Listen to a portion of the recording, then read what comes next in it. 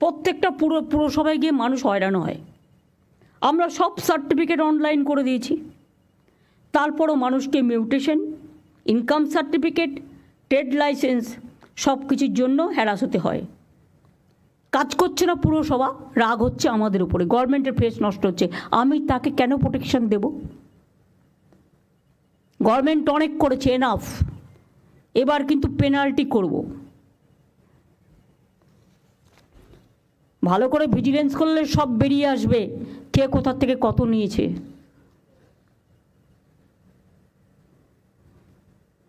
আর যারা সব টাকা নিয়ে চলে যাচ্ছে তারাই আবার ভোটটাও পেয়ে যাচ্ছে।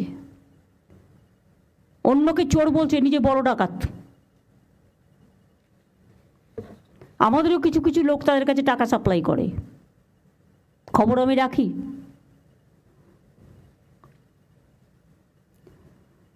মিউটেশন অকারণে দেরি করা বন্ধ করতে হবে, আদারওয়াইজ অ্যাকশন হবে, পেনাল্টি হবে।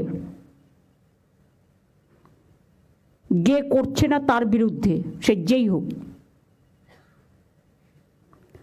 নিয়মের বাইরে কোনো ডেভেলপমেন্ট ফি নেওয়া যাবে না। হঠাৎ করে রবি ঘোষ একদিন অ্যানাউন্স করে দিল কোচবিহারে ট্যাক্স বাড়ানো হলো। তুমি কি ভাই ট্যাক্স বাড়ানোর? কোনো মিউনিসিপ্যালিটি সরকারের পারমিশন ছাড়া ট্যাক্স বাড়াতে পারবেন না, এটা আপনার করে খাওয়ার জায়গা নয়। Please understand.